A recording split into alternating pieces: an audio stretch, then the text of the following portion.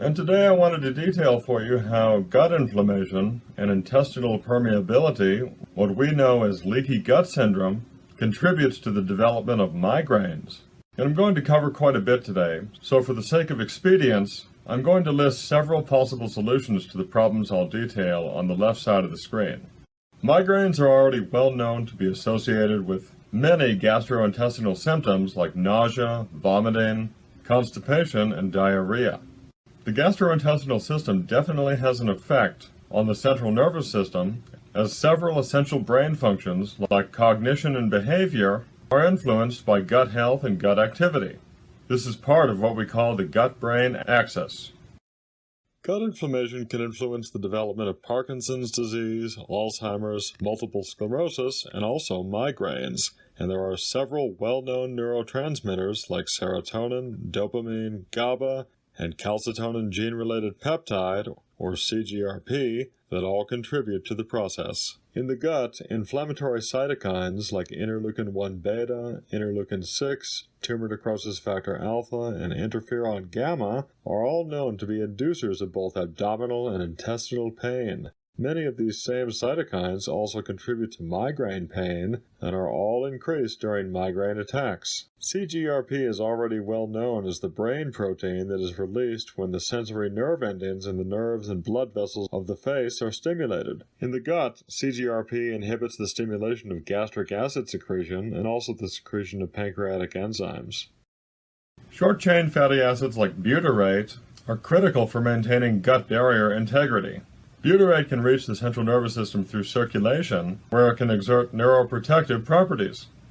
As just one example, butyrate stimulates cell proliferation in the dentate gyrus, a region of the brain critical for learning and memory. Butyrate also suppresses the synthesis of tumor necrosis factor alpha. Gut permeability, what we know as leaky gut syndrome, can stimulate inflammatory and immune responses and the release of inflammatory cytokines like tumor necrosis factor alpha, interleukin-1 beta, and interleukin-6. And as a reminder, these are the very same cytokines that contribute to the initiation of migraine pain. With a negative imbalance of gut bacteria, which is known as dysbiosis, there's usually also an increase in CGRP. So this right here, gut inflammation promoting CGRP, is one of the primary gut-driven migraine triggers.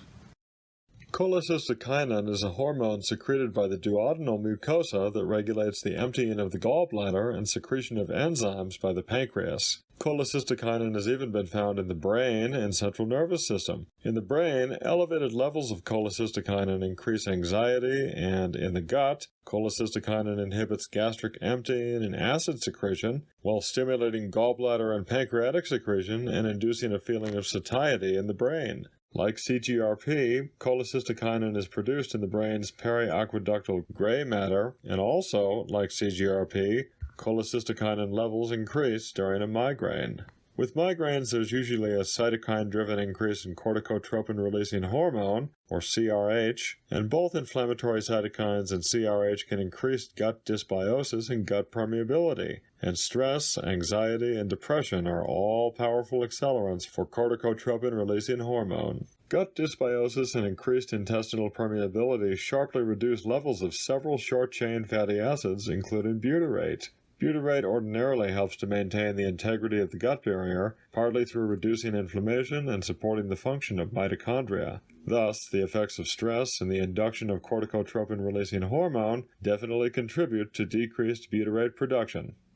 There's always a sharp decrease in levels of melatonin in people with migraines, and these same people often have very low activity of the plasma protein glucose transporter 1, which, along with glucose, is also responsible for cellular uptake of melatonin.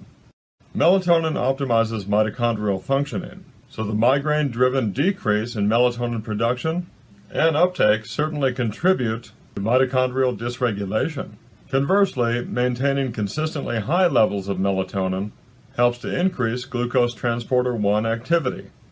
Butyrate can induce melatonin synthesis in the gut, so a decrease in butyrate production from stress and inflammation-induced dysbiosis and increased permeability can lead to lower levels of sirtuins, PGC1 alpha, and NAD. along with a sharp decrease in mitochondrial function. So you should see now that inflammation induced by either diet and/or consistent stress is a primary precipitator for the gut disarray that leads to migraines. So if you're currently struggling with migraines, see if incorporating any of these gut-supportive ideas into your daily life makes any difference for you.